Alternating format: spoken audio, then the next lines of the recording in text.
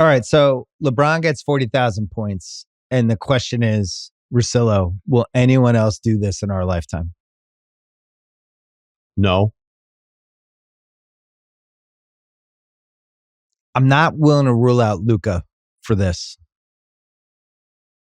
And I sent you, so I broke down the numbers in 4 quadrants of players. And Basketball Reference, you can do this. The most points people scored from ages 19 to 24, from 25 to 30, from 31 to 36, and then from 37 to 43. And it was interesting because LeBron had the most points of anyone under 25 years old.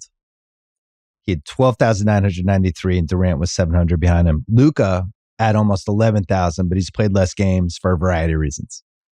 So he is basically 2,000 behind the LeBron pace heading into age 25. From ages 25 to 30, LeBron is 16th for most points. Bunch of dudes in front of him. Wilt, Harden, Gervin, Malone, Wilkins. He keeps going. Ages 31 to 36, he climbs back up. Now he's 4th again. Kareem was 3rd.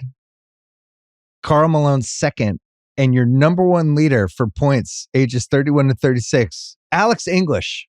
Loved it. I wouldn't have guessed that in 20 tries, but that's who is the leader. And then LeBron is now 4th for ages 37 to 43. He's 2,800 behind Kareem. So there's 2 things going on. One is he's basically been 27 a game for 21 years, and he's been really, really durable. Luka is averaging like 34 a game, and I don't think he's as durable. And I don't know if he'll care about his body in the same way. But with scoring becoming easier as the years pass, and the 3-point, all these different things, it's like if Luka averages 32 to 36 a game for like 7-8 years here, I think he's going to be a little closer than people realize. The difference is what we saw last night where LeBron's 39 years old and he still looks like a running back just flying through full speed and doing a lot of the stuff that he wanted. So I think Luka is the only one who has a chance, is my long-winded point. Yeah, I was doing the math on a couple different guys. It's more like I looked at Anthony Edwards and was just like, this is stupid. Like, I'm just going to stop, because you start going, well, if he gets 2,000 points a season for the next however many seasons, like actually most guys don't even hit 2,000 points. Like 2,000 points is a huge number. Luka's hit 2,000 points one time in his career. He's going to hit it again this year. Yeah. So then you're like, okay, so now I got to start plugging in 1,700, 1,800 points per season.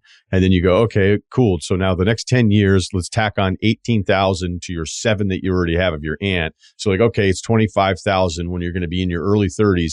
And now all you have to do is score Right. another 15,000. 29 a game, basically. Yeah. So yeah.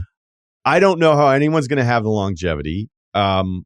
I think with scoring never being easier than it has been the last couple of years, and I think this year is the apex of this. I think it's to a point where I wonder if the NBA digs in a little bit deeper on some of the stuff. I think both of us are starting to feel like they are going to actually address this summer. There's going to be a couple moves that I don't think they love this. Yeah, this is beyond now what was supposed to happen. All of us were fine with the 3-point shooting and everything. I just think there's a league-wide frustration. Forget 2 guys on a podcast. I'll just say this with a slight smirk on my face that I think the league, in its entirety, would rather some of this stuff be cleaned up where the offensive player can literally do whatever he wants now and get to the free throw line. So they can make it a priority. They can say they're going to change it. Then it's like, okay, it's March of next season. I think Joe Dumars, I think half of the texts that he gets are clips of offensive players creating some sort of fake foul from one of the 30 coaches or GMs. I think they just send them to Dumars now. Hey, Joe, check out Trae Young. Hey, Joe, check out this Jalen Brunson play. Hey, Joe, look at this Malik Monk push off. Like, this is Joe Dumars' life right now. Something's going to change. I would agree. I think we're in agreement on that one. So, are the free throw rates going to stay the same? I mean, if you look at Luka's free throw rates, last year he was at 48%. So he was getting a free throw attempt it was for every 2 shots, he was getting a free throw attempt. Just you know about. who could have really challenged this 40,000? I was looking at it was Kobe. And it set me down this rabbit hole of Kobe's 2013 season when he lost his mind and he started playing 48 minutes every game, which was insane as it was happening. Like literally it was insane. I was doing TV that year and we were like, and everyone was like, this is amazing. This guy's a word. And it's like, this is insane. He's going to get hurt. And then he blew out his Achilles. But that next season, he only played 6 games. And then the season after that, he only played 35.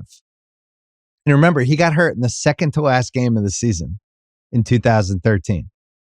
So if he just doesn't get hurt and then he plays, instead of 41 games, plays, I don't know, 140, he ended up with 33,643 points. He probably left he left another 3,000 on the table when he got hurt, right? And then maybe he stays on and keeps going for it.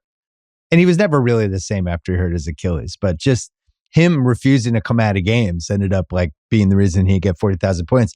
I remember doing segments when we were like kind of mapping out how Kobe was going to get to 40,000 points and beat Kareem and all that stuff. This was a topic in 2013 and then it was over. LeBron just never had the major injury. That was one of those secrets of his success. Kobe shot. Oh, you're looking? See, I did this last night. I was dying.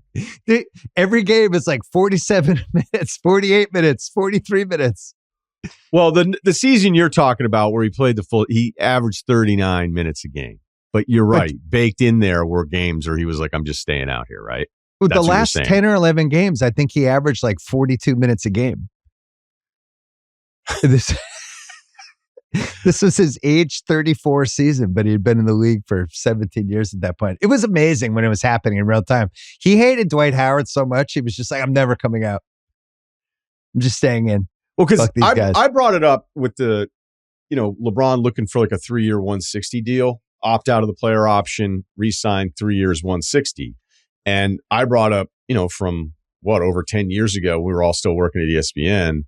And then Kobe he was going to be a free agent after the 14 season where he played only 6 games. But clearly they didn't want to lose him. So they gave him the 2-year deal, 48.5. And the whole point was, I remember Jeannie Buss being like, we want stars to know that we take care of stars with the Lakers. Didn't help him. Durant didn't even have a meeting. So I just wonder if LeBron goes back to them and says, okay, I'm going to opt out, but like, I want the same love. I want that to happen for me. And considering like every time with LeBron, like I feel guilty about anything that I'm critical of with him because watching him last night put together the offensive game that he does, keeping you in it, being the number one option, like what he did against the Clippers, you can call it fluky, but that's ridiculous. No, it was ridiculous. What he did to that team in the fourth quarter. Like it's all on me again. And he hasn't even had the time off that he'll usually have a stretch if you go back the last 4 or 5 seasons where he's not available. So that hasn't even happened. So then you start factoring that into like, what are the Lakers going to look like in the playoffs? Where it's like, man, he'd probably be better off like getting a couple weeks. And when you look at the way the West is playing out, like all these teams are playing like a little bit harder because they don't have their own draft pick. There's a bunch of teams this year. Go ahead. You're a 500 team with them right now. You're going to give them 3 more years, 160. You just gave Davis a giant extension. I wouldn't do it. You're locking down the foundation of those 2 guys with a bunch of role players around them, which we're finding out year after year. It's impossible to put the right role players when you're spending $100 million on 2 guys. And those 2 guys and it's going to give are the harder. Foundation of a 500 team. I think it would be insane to do it, but I know they're going to do it. You basically have no chance at the title if you're going to do it. And he's going to get older every year. And at some point, the performance is going to decline. I just wonder why you go, well, look, you're not going to go to Utah. You're not going to go to Detroit. You're probably not going to go to Philadelphia. They're going to back down. Go to Orlando. There's no way they're not going to give it to him. Why can't they just be like, can we give you 3 for 100? Can we do 3 for 90? Like, why do we have to pay you $60 million? This is the Kobe Bryant thing from 10 years ago where he's like, I'm not taking a pay cut. Fuck that. I've been filling this place. I remember writing about this for Grantland where it was like, on the one hand, it was selfish because he was ruining their chance to put a good team around him. But on the other hand, he was right. He had increased the value of the team. They were selling jerseys and tickets, and he was the face and the marquee guy in the franchise. He was like, I'm not taking a pay cut. There were, and he actually did. He actually did, like based on what the number was before that extension. Yeah, it was like slight. Right. It was very slight. He was still making a giant number. The number itself, the $48.5 million guaranteed when he was hurt, and you were like, wait, what? Like, what are they doing? Do you think Brady regrets taking cheaper deals from that cheapskate Kraft? I would tell you there was probably some nights where he looked at the depth chart of the receivers.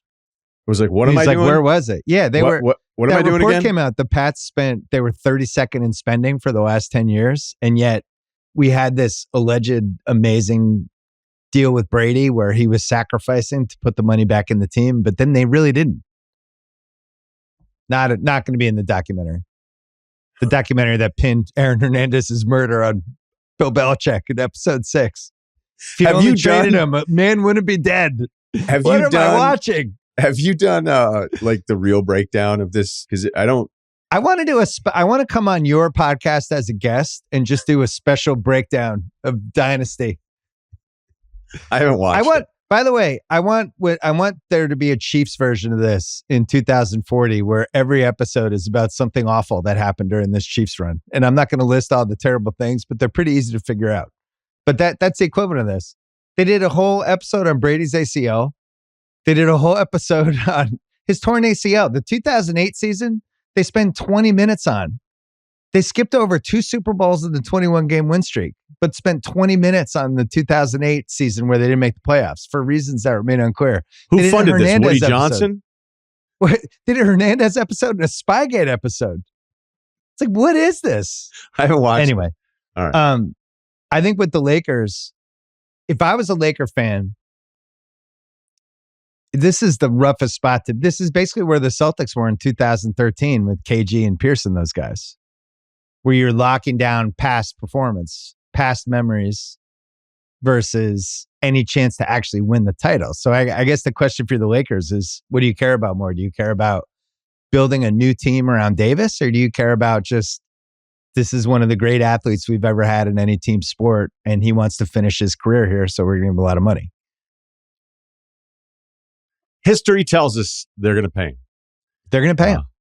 But it'd be the wrong basketball decision. Despite him moving the line of expectations of what we even think is possible. You know, because watching him live this many times in this short period of time, like, once he gets going, it's still the head of steam that he still has at this age is pretty crazy. And he'll do it like 3 times a game where he just turns the jets on. He's like, and nobody's getting in front of him still, which is the same thing that was the case 15 years ago. I realized this last night, Russillo. Kyle, I don't think you necessarily have to turn on the TikTok camera here, but maybe think about it. I think Jokic is the best player I've seen in person since LeBron, that 3rd year in Miami. It's been 11 years since I've seen a player in person as good as Jokic. That 3rd Heat season when LeBron was like, we were wondering if he was going to shoot 60%, and he was just athletically still at like the peak of his powers. I'd put him way up there. I would put 2000 Shaq. There's probably the 06 Kobe, which I saw a couple times that year when he was just like, I can't believe that my team's this bad. I'm just shooting every time, but it was amazing to watch. And Duncan in the early 2000s, who just gets lost now because he's not on TV and doesn't promote himself. But I think those would be the 5. There was a Duncan year when he came in and just like annihilated the Celtics once. I don't remember what year it was, but it was like, Jesus, not only did we lose the lottery and not get this guy, but this is happening. So anyway, since that LeBron season, I think this is the best I've seen. I despise the MJ LeBron political parties. Me too. It's like, I'll agree with one of the arguments and then want to disagree just for like getting physically ill of how terrible the argument is crafted. Yeah. Even if I agree with like the general mission statement of it all. I'm thinking of starting a Duncan only feed because I'm getting really upset about where Tim Duncan is like just getting knocked down historically in comparison with all these other guys that we see. I still have like, him 7th.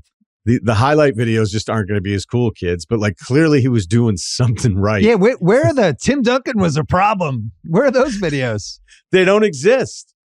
I'm trying to think of what would be the latest thing you could put that would still work where like kids today don't have any idea. You know, could you do like an Eric Bledsoe Clippers run? Like kids don't have Quentin any Richardson was like, a problem. Eric Bledsoe, pick and roll ball handler efficiency. Check out Synergy. Kids don't know anything. Well, it's like, what would you say on Instagram, TikTok, and Twitter? The percentage of white chocolate was a problem versus Tim Duncan was a problem videos is probably 10-1 white chocolate. Yeah, like look, all of us enjoyed the white chocolate thing. All of us enjoyed it. It was adorable. It was so much fun for a little while.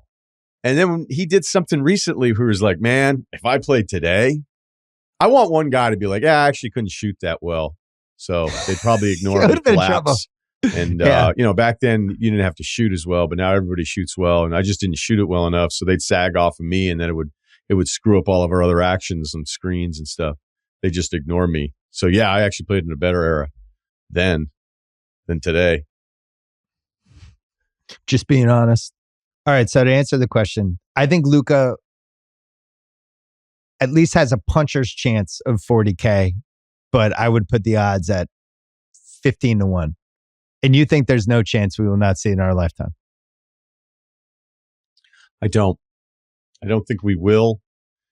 I think LeBron, to his credit, is chasing something that no one else is really going to be chasing. I don't know if we're going to be lucky enough to have somebody show up in our lifetime that's going to at least be chasing Michael Jordan, you know, because that's how special LeBron is. I mean, to sit here and just write it off and say, all right, in the next 30 years of watching hoops, we're not going to get one player, like that's a pretty big assumption. Maybe it's the wrong assumption. You could also like say, well, with medicine and guys and on and on and on, and they're going to play longer. And we've seen it with the quarterbacks and we're seeing it with LeBron now. But like, I think LeBron is motivated by something almost every other player isn't going to be motivated by, chasing Michael Jordan. As I've told you, I thought The Last Dance had an impact on him. When we're on COVID and we're all locked up and it's 10 straight weeks or 5 straight weeks of how unbelievable Michael Jordan was.